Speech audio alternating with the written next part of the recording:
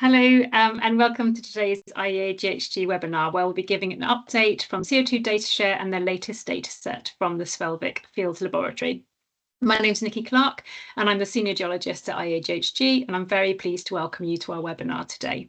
We'll be joined by Grethe Tangen, Andersen, Pedar, Eliasson, and Michael Jordan from SINTEF, who I will introduce shortly.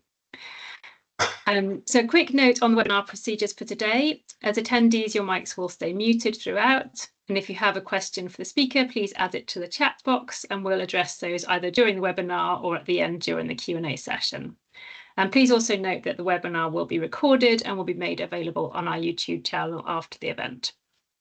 So I'll begin this webinar by giving a very short overview of IEAGHG, and then Grethe and Odd will give an introduction and update on the CO2 DataShare online portal before handing over to Pedar and Michael, who will present the pre-act project and data from the Svelvik Field Laboratory. We'll then have time for questions at the end, so please do put your questions in the chat box and we'll collate at the end of the session.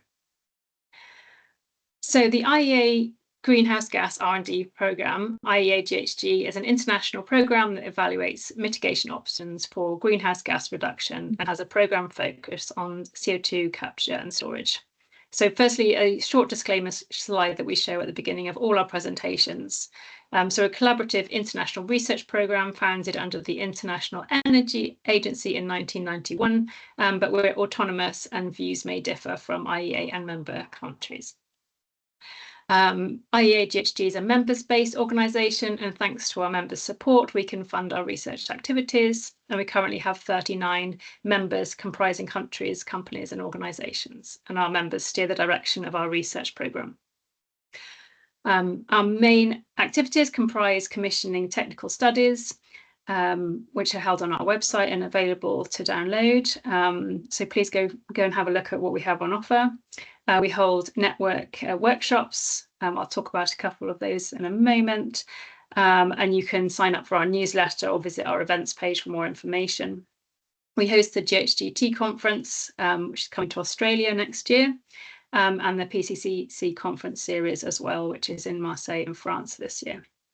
We hold an international CCS summer school with over 700 alumni from 60 countries, and this year is being held in Regina in Canada. And we're also have external involvement with other organisations such as the UNFCCC, IPCC, London Convention and ISO and others. And we also sit on the steering committee of the CO2 DataShare, which I'm very pleased to be a part of. So just a couple of upcoming events. We are running a Legacy Wells workshop in Edinburgh in July. We have a risk management and monitoring network coming up in August in The Hague, and we have the post-combustion capture conference in Marseille in September, and you can find out more on our events page. So moving on, I am very, very pleased to welcome our presenters of today's webinar. So Grethe Tangen is a senior research scientist with a PhD at SINTEF's multi-phase flow laboratories. She works with project development and management within multi-phase flow and carbon capture and storage. Grethe is a member of the management team of the new CCS Research Centre, Giga CCS, and the project manager of CO2 DataShare. Odd Andersen is a senior research scientist at SINTEF's Digital Mathematics and Cybernetics department, specialising in numerical simulation, optimization and open source software for subsurface applications like oil and gas, CO2 storage and geothermal systems. And he leads the development of the CO2 DataShare web portal and partners with Grethe on data sharing and dissemination efforts in the project. Pedar Eliasson is a research manager at the Geophysics Group in the Department of Applied Geoscience in SINTEF Industry. He's been at SINTEF for 15 years and has worked extensively with methods for CO2 monitoring and has expertise in the use of seismic and electromagnetic modelling and inversion methods and combinations. And recently, his research focus has been on CO2 conformance and containment monitoring, well integrity monitoring, survey optimization, and on the establishment of the Svelvik CO2 Field Lab. And finally, Michael Jordan is a senior research scientist at SINTEF in Norway with a PhD in geophysics, with over 25 years of experience in the subsurface imaging. And his expertise lies in developing and applying advanced methods for integrating and leveraging geophysical data. And so over the past decade, his focus has been on monitoring CO2 storage and currently leads SINTEF Svelvik CO2 Field Lab.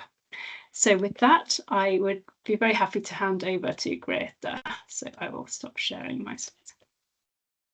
Thank you. Thank you, Nikki. Thank you for the introduction, and thank you for hosting this webinar. I will try to share a few slides. Can you see my screen now? Yeah. Good. Good. I will just give a short introduction to CO2 DataShare. But first I will start with the COVID-19 pandemic, because that demonstrated how open research and data sharing is able to transform a development that traditionally may take many years into months. When researchers and governments and private companies work together, sharing data and research findings, they were able to accelerate their scientific progress. And that demonstrated the value of transparency and knowledge sharing when addressing a global health crisis. So to tackle the climate crisis, we know that scaling of CCS is essential. We know that that is really important to be able to cut the emissions. And while CCS market is emerging, there are high costs and potential risks that remain significant barriers to the accelerated and widespread deployment of CCS. Nevertheless, according to Global CCS Institute, a number of full-scale projects are in the pipeline. 50 facilities are already in operation and 44 are under construction. And when it comes to research, there is extensive research activity ongoing globally. Only in Norway, there are 40 research and innovation projects and 60 demonstration projects supported by the funding agency or the funding program CLIMIT, ongoing in Norway alone. And all of these projects, the research projects and the industry projects, are generating data that is valuable for driving the innovation and reducing the cost of the CCS technology and providing safe CCS solutions. So by using the same prescription as we used for the health crisis caused by the COVID pandemic, we believe that it's possible to fast-track the development of cost-efficient solutions and safe technologies for CCS. And we believe that the digital platform CO2 DataShare can serve as a powerful tool to facilitate and support this. And CO2 DataShare is a simple, low-cost digital portal for sharing CCS data. And by making quality-assured data available to the global research community, CO2 DataShare aims to be a valuable resource for the international research on CCS.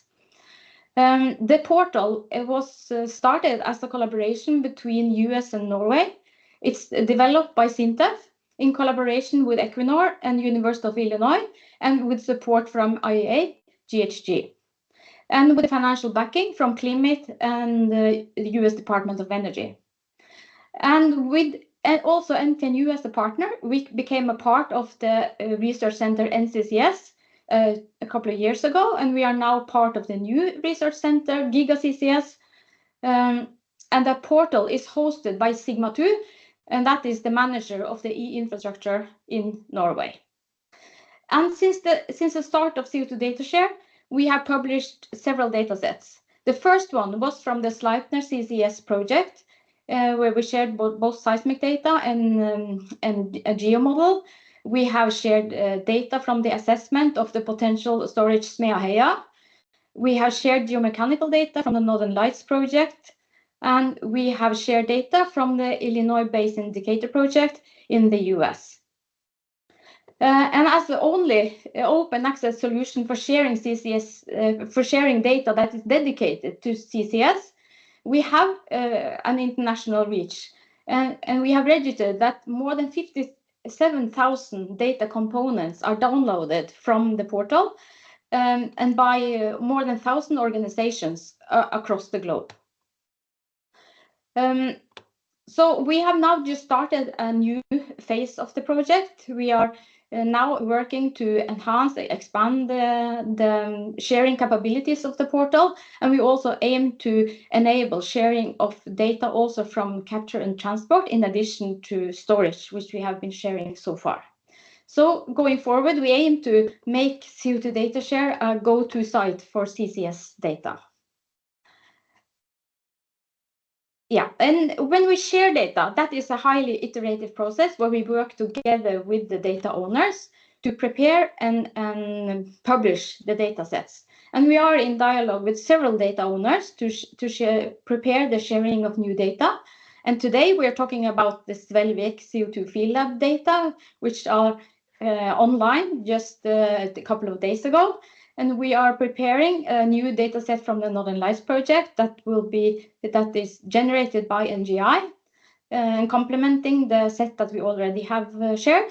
And we are working with Los Alamos National Laboratory to share a simulation model called SimCCS that we hope can be online also by this summer.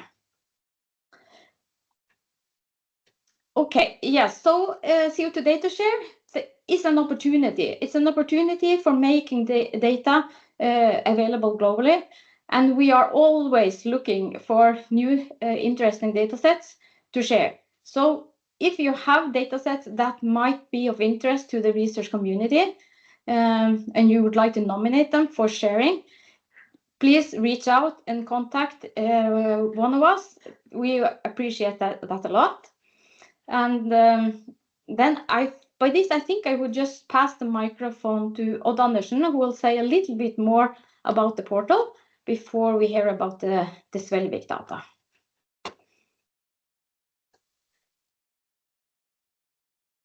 Okay. I'll stop sharing.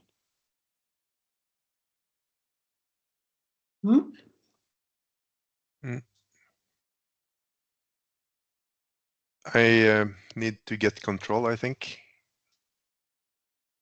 Let's see. Okay. There, okay, I think it's fine.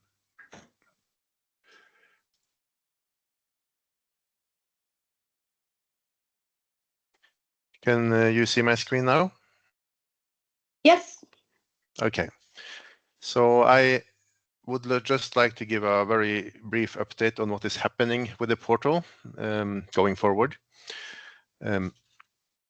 So this portal has now been online it's been operating for 5 years. We have 7 comprehensive data sets that have been, some have been up for a long time, some have been up just recently. And of course, with the recent addition that just launched, we don't even have any download statistics yet. You can see here the 7 data sets that are provided. It has been operating for 5 years, mostly without issues, which is good because then it has been a really, once it's up, the effort to keep it up is relatively low. Although when we publish a new data set, that is, of course, a different story. We did not have to do much in terms of maintenance, but now, since the start of 2024, we now have a new project that we aim to use to also upgrade the portal a little bit. I will just comment on what that will mean. So far it has been a portal sharing data solely regarding CO2 storage, but we aim to now expand it to cover the full chain, also including capture and transport. So that means we are doing a facelift of the portal and expanding the metadata scheme, and also aiming to publish data sets that are related to capture or transport. We also streamlining the publishing process, which will make it a little bit easier for the data providers, the data owners, to collaborate with us in order to prepare and upload data. It's not just a question of uploading the data, but also to make a web presentation that kind of really gives the data, highlights the data, and gives a nice presentation of it. We are also exploring synergies with existing or other initiatives that in some way relate to data sharing, to try to make it a bit more integrated in a larger ecosystem. In terms of new functionality that is coming up, we have now automatically updated publication lists. That means that when you have published a dataset on the portal and you have given it a digital object identifier, you can see on the bottom part of the screen here how the metadata of the dataset includes a reference list, and this will then be automatically updated whenever the agent detects that there are additional publications citing this dataset. There will also be possibilities for people to make a user account, which will allow them to download data over an API. We are keeping statistics on how much data have been downloaded and by which companies and from which countries. In order to, so far this statistics has been presented in terms of data tables, but we are now also making some nice visualizations. An example is shown to the right. And this statistics will also be made available directly to the data owners, so that those who publish on the portal can go in and see the statistics on their data and how it develops over time. We're also working with a number of upgrades under the hood that will make it easier also to further develop and maintain the portal, but that will not be directly visible to the users. Going forward, we also have a few more items on the to-do list. We will keep further streamlining the publishing process with Sigma 2, which is the provider of e-infrastructure to the academic sector in Norway, and is hosting our portal on their infrastructure. We will do further refinements on the portal with respect to data that is not just storage data, but also capture and transport. But of course, this also depends a lot on which dataset we will have available for publishing, because that will also help us streamline how the portal should present these. And also we are considering additional functionality like online data visualization or communication tools. This is things that we will have to see going forward how to prioritize. That's it from my side. I think we can move to the more interesting part of this webinar, which is the new data. So I'll leave it from here.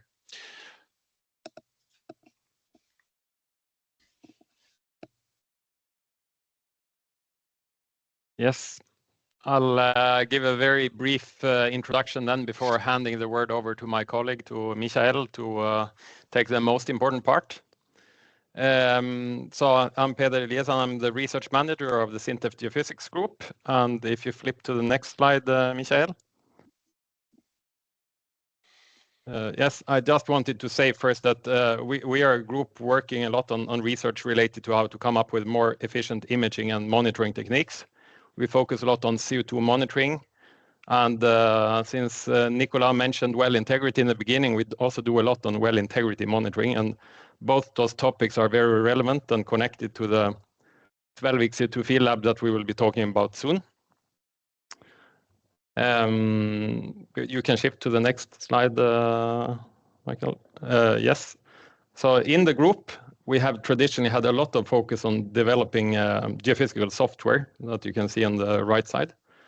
Also, during more recent years, we built up a multi-physics 4D lab where you can do acoustic, electric, and acoustic tomography measurements, a CT scanner. We also now have a drone geophysics lab that you can see here for specific GPR and magnetometer measurements, for example. And then for today's topic, we have built this unique field lab for testing monitoring technology, the Excel Svelvik CO2 Field Lab. Michael will talk a lot more about the details around that lab. On the next slide, I want to also tell you a little bit about the background for the data that Michael will be presenting. This came up in a project that we had at SINTEF and together with partners from 2017 until 2020. The focus in the project was on helping or solving maybe some of the most crucial storage challenges that we identified to be capacity, confidence, and cost. And we found together with our industry partners quite early on in the proposal writing phase that we needed to look at the least common denominator of those storage challenges being pressure.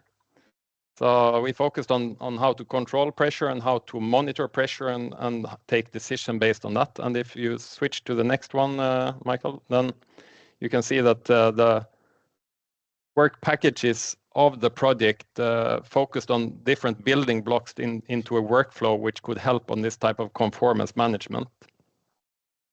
And especially the central ones here, if you look at work package 2, this one looks at the novel monitoring concepts.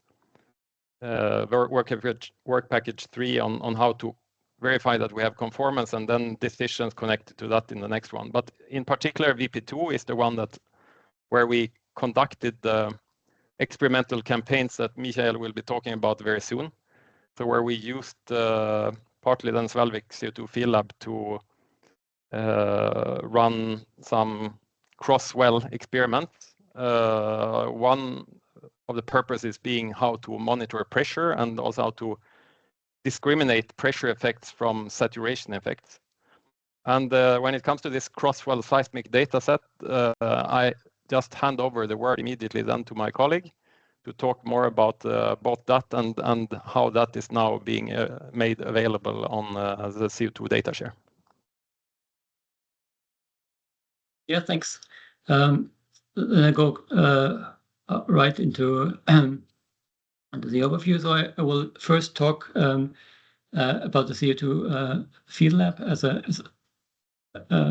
background, and then talk a little bit more about the data set that's published now on CO2 DataShare. First of all, so Svelvik CO2 Field Lab is located here in the south of Norway, in the kind of German fjord. It's located on a peninsula. So the Svelvik Field Lab is here on the unused part of an active sand quarry.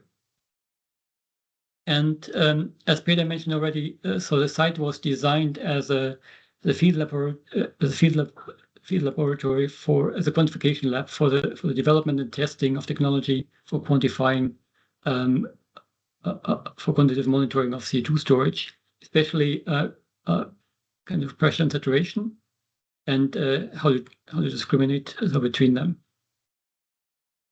So the field lab was designed partially, but partially it just happened that it allows fast, cost-efficient, and repeatable experiments. Fast, I'm talking about a week here for full kind of injection experiments, maybe 2 weeks. Cost-efficient because it's relatively short and it's relatively small. And repeatable, so we have conducted 5 injection experiments so far, and we've seen the same behavior every time. So it's really quite a lot like a lab. At the site, so we have an injection well here in the center, which is surrounded here by 4 monitoring wells. These monitoring wells are 100 meters deep. The injection well, we can inject there either brine or CO2 at 65 meters depth. When we inject brine, then of course this will only affect the pressure. If we inject CO2, then this will initially affect pressure and saturation. But when we stop the injecting, then the pressure will go down to the background level really quickly, and we only have a CO2 injection effect. Have a CO2 effect. The 4 monitoring wells are quite heavily instrumented behind the casing, so that leaves the inside free. On the outside, we have different fiber optic cables. We have straight and helical DAS. We have strain sensing, so DSS, and temperature sensing, so DTS. We have ERT electrodes, 16 per well, 5 meters apart. And we also have temperature and pressure sensors in 65 meters depth in 3 of the 4 monitoring wells. Plus, we have also temperature and pressure sensor in the packer of the injection well. In addition, we have these capillaries here where we can do fluid sampling at 80, at 65, and at 50 meters. Unfortunately, not all of them are open, but at least some of them work. I mentioned the fiber optic cables. They're organized in a loop. So this covers all of the 4 monitoring wells where the cables are installed on the outside of the casing. In addition, we now also have a cable in the inside of the injection well. They can be flexibly looped together. This is an example where we have first the helical and first the straight and the helical and the fibers in the well. So they all arrive here at the patch panel in the instrument cabin where they can be configured as needed, and then fiber optic kind of interrogator can be used for the data acquisition and storage. This is some information about the injection infrastructure. So we have 2 water tanks here, the blue ones. From there, we have a pipe to a pump, and from there we can have a set kind of injection rate where we then can pump water or brine into the injection well, which you see here in the background. On the CO2 injection side, we have the CO2 tank with kind of liquid CO2, which is then heated up so that it has gaseous stage, and we can then steer the flow rate to set a certain rate that will be kept over time. If you look very closely, you see a gas bottle. That's a tracer gas. So that means we can also, if we want, add some tracer gases to the C2 flow. For the seismic measurements, there are 2 main purposes there. First of all, for development and testing in general. That means everything from testing of kind of prototype sources, testing of different geometries, testing of different processing, or testing of advanced imaging, for example, waveform version or other things.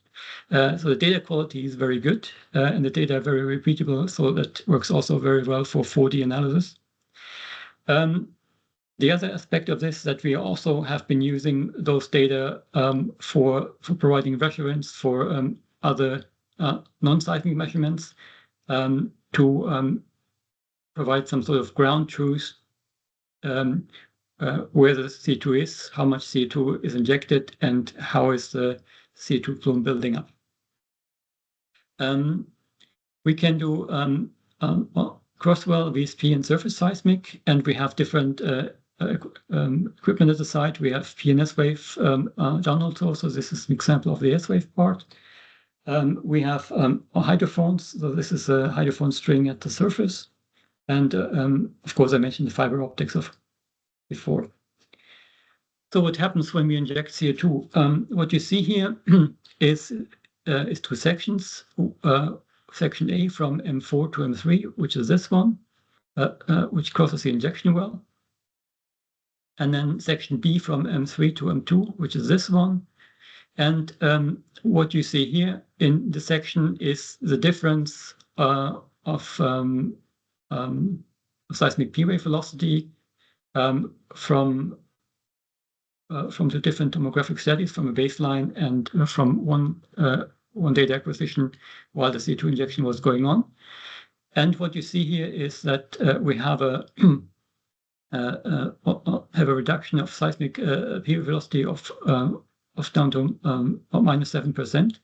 So when we inject CO2 here at the injection point, we don't see any CO2 accumulation down at the injection depths, but the CO2 is migrating upwards and then collects around well M3 underneath the mud layer at 38 meters depth. This image was collected, or this was created from the baseline, and the dataset collected here after a couple of days of injection. And here the second, so the second image here, the same setup, but it was collected 1 day after CO2 injection has stopped, and we see that the CO2 starts moving. Well, another thing that we see at the site is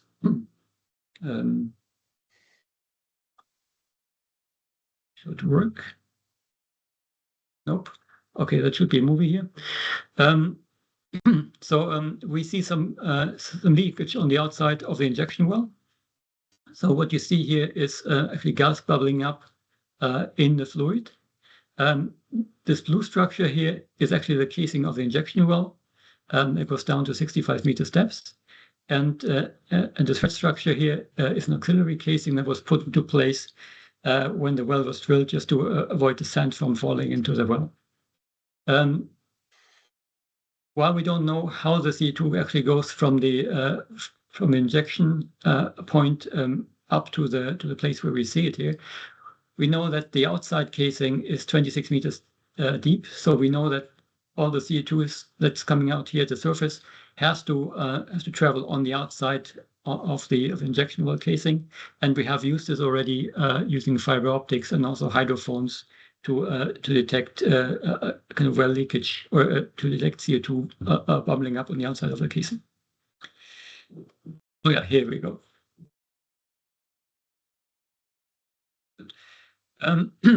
So what we saw from the first couple of measurements, where we used a kind of cross well setup, where we had a source in one well and then hydrophones or other receivers in the other, we saw that among all the different sections that you can have here, we saw CO2, this is CO2 plume, in 3 sections. This one, this one, this one. That means that the CO2 is collecting around well and 3. But of course, we didn't know anything that was going on outside of the space set up by the monitoring wells. So in 2023, we added the possibility to have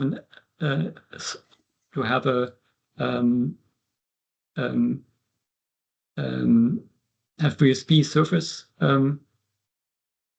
sources here, source line, and so there we have sources at the surface, for example, a hammer, which we then use and record with the same receivers as we did with the crosswell. And what we see there is that the plume is actually also limited in this direction, so it has approximately this size. But of course, on this side, we are not completely sure how it looks like. What we did observe, though, is when we inject at a certain rate, for example, 8 kilograms per hour, and we see that the plume has fully formed after about 3 days. And as long as we keep injecting, then the plume, as far as we can see it, does not change. That means that the CO2 that comes in also needs to go out somewhere. That means that either the CO2 is getting larger in this direction, or we have leakage, or both. And in 2024, so last year, there was a tracer test performed by Resman, where they installed different sensors at the surface, these points here, and injected a tracer with the CO2. And what you see here in green is a leakage rate. Of course, we have a lot of leakage around the injection well. We seem to have some leakage around well M3, but also we see some leakage at the surface in the direction that we assume. That still doesn't answer the question if we only have leakage or if we have an extension of the plume in this direction. I mentioned that we had 5 CO2 injections so far, where we see the same every time. This is a compilation of all the projects that were at the site since the first experiment in 2019. That was pre-ACT. And at first, our site activities were a little bit hampered by COVID, where we only had 1 experiment in 2021 conducted by Norse. But then afterwards, we were able to conduct several experiments per year. And we have already this year some ongoing activity and 3 injection experiments planned. I now come to the data that are published on CO2 DataShare. So these data come directly from the PREACT project, and these are also the data underlying these tomographic images that I showed you. There are 2 main reasons for us to publish these data on CO2 DataShare. First of all, these data have a very good data quality and are ideal for testing seismic monitoring methods, and we felt we should make these available to the CO2 community. And on the other hand, they can serve as a planning tool for anybody that wants to come to the CO2 Field Lab site to do their own measurements. So they will provide the opportunity to get a little familiar with the data and to see beforehand if what is planned would work at the site, or how would the setup need to be optimized in order to make it work. So it's like a planning help. So the PREACT data were acquired with a P-Race Parker source that is shown here. So basically, the business end of the source is lowered to different depths of the of a well. It basically consists of an electrode where 5,000 volts are discharged, so creating a kind of pressure impulse, which is then recorded at hydrophones in the other wells. So this is an example of the hydrophone chain, which is then digitized and stored on a computer. We have 3 sub-data sets that are provided. 2 of them I already kind of presented. This was the injection, or this was the crosswell data acquired when the injection was ongoing, and 1 post-injection case when the CO2 injection had already stopped. And in addition, of course, we have a baseline. I want to say some words about the data geometry, about the acquisition geometry, because that's important when you want to use those data. So when we started the injection, so we didn't know what would happen to the CO2. So our aim was therefore to cover all of the sections between the wells to make sure that we catch the CO2 no matter where it's going. So we conducted the data acquisition in 3 steps. In step 1, we had the source in well M3, recorded in well M2, 3, and 1. So we had these 3 sections. In the second step, we placed the source in well M1, which gave us 2 additional sections. And in the third step, we placed the well in the source in well M3, which gave us the last missing section here. This is an example how the data look like. So this is for 1 shot, and you can see the 24 different channels in the 3 different hydrophone chains in the 3 different wells. So there's a second aspect to this. In addition to those 3 steps, we also have what we call 3 layouts, and that's due to the fact that each of those hydrophone chains have 24 channels. They are 1 meter apart. So basically, they can only span a 23-meter interval in depth, which of course is too short for the 100-meter steep well. So we ended up by deploying hydrophones between 90 and 19 meters.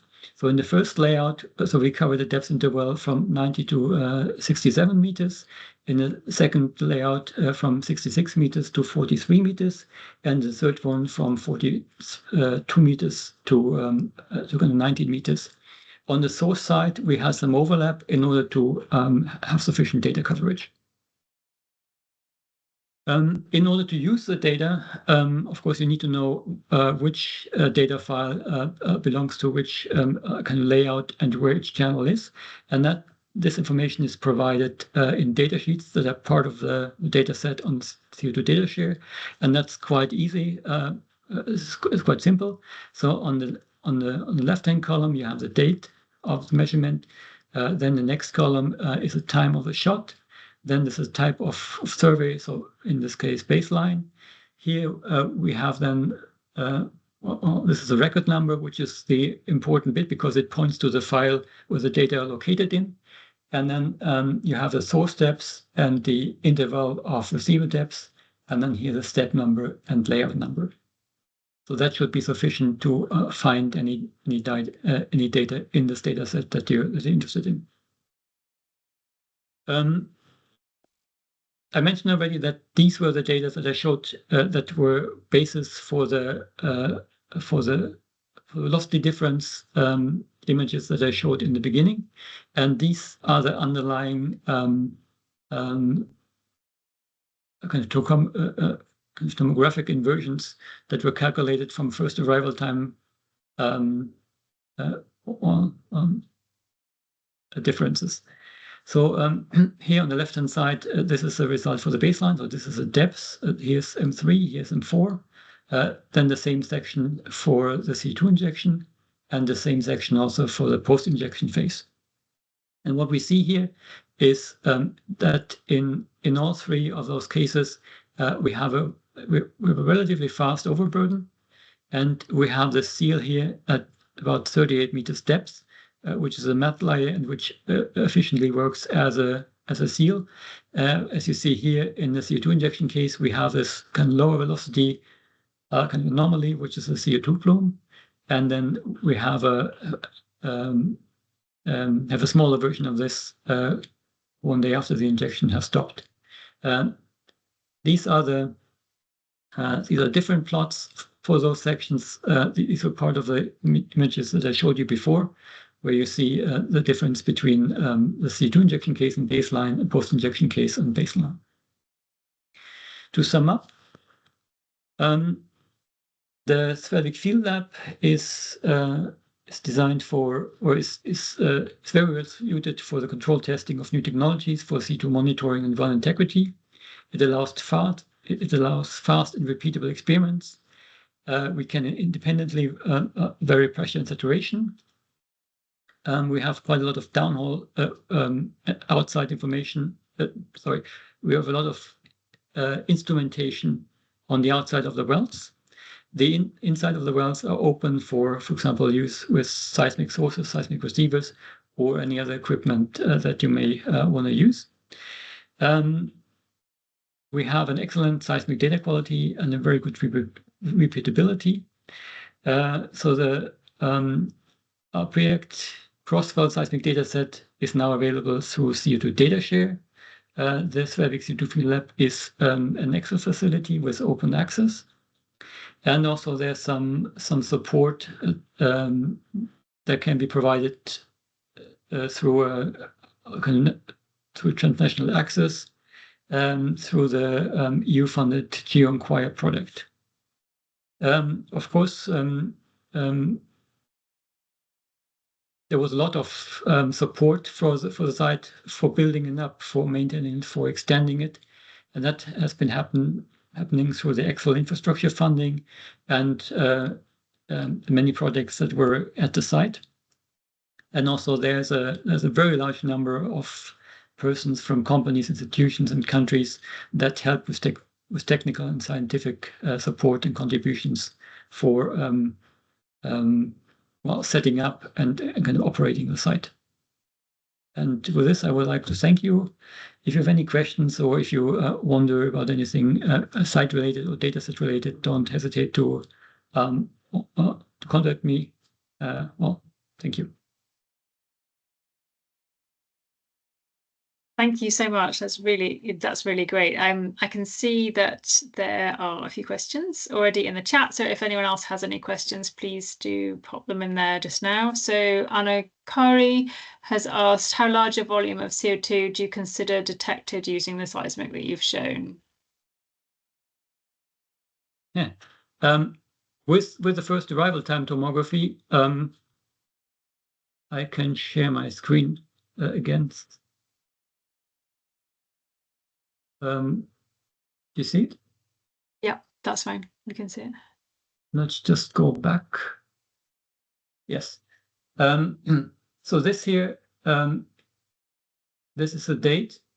This is a trace, and this is during the CO2 injection. So this is baseline, and here you see the change of the trace for the top part of the plume here, and this top part of the plume takes a little bit longer than the rest, I think. But here, after about 3 days, we see after first having only seen a gradual decrease in amplitudes, we suddenly see a big drop in amplitudes and a change in the first arrival time. So since this is first arrival time based, then the fully formed plume, as you see it here, about 3 days, and then I don't know it in the top of my head, but 8 hours per day, 24 hours, 8 kilograms per hour, 24 hours per day times 3 days. So this gives you the kind of volume that you can see.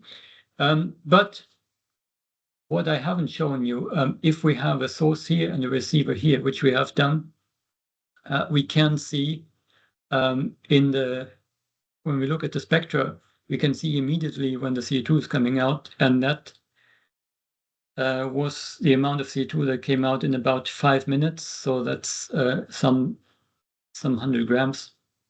So the sensitivity, if you look at the attenuation due to CO2, is very, very high.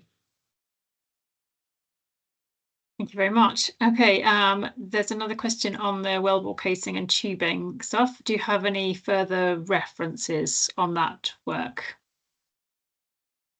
Is there anything else that's been published maybe, or any other links to that work?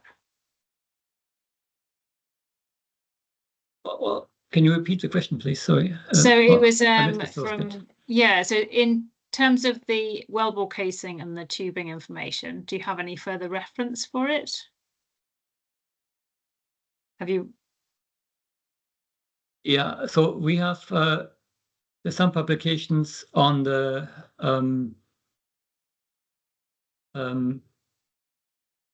well leakage, if that's meant. I think that's probably what's meant, yeah. Yeah, so there's some extended abstract, and I need to check if there's any other full papers that were created. If not, then it's in the pipeline, but I would need to check this. Okay, we'll go back to you. We certainly have some material about this. Okay, perfect. And then from Hadi, we've got, did the DSS fiber register any strain signal? That's a very good question. So we don't know yet. When we installed the site, the first information that we had in terms of permeability and expected pressure was a lot higher than it actually, or the kind of pressure that would be built up was a lot higher, and the permeability was lower than we expected. That means that we would have expected a signal in the some kind of surface uplift, which means that strain signaling would have made sense. When we actually did the first experiments, we realized that the pressure increase was quite low. So we thought, okay, that's pointless. But in the meantime, what we do see when we look at also the behavior of the spectra, that we see actually an increase of amplitudes in the seal area when we inject, and that could be interpreted. So this is only one interpretation, but it could be interpreted as there's a slight is it pressure increase or a slight uplift and strain of the seal, and that might be seen. So we haven't done that yet, but that is something that we try to do this year. So the jury is still out. We don't know, but this is certainly a very interesting question. That's great. So watch this space. So that's great. Are there any other questions from the? No, I think that was it for all the questions. So I guess it's time to thank you very, very much for your presentation. It's really good to hear about the CO2 DataShare project, all the hard work that goes on behind it, and this new data set. So thank you very much to our presenters. Thank you, Grethe and Odd and Pedar and Michael. Oh, we've got no. Hadi, I don't know if you had your hand up. You're welcome to ask another question in the chat if you'd like, but otherwise we'll say thank you very much for joining us today, and we will see about sharing the slides if we're able to as well. Thank you so much. Thank you, Nikki. Thank you. Thank you. You all. Thanks.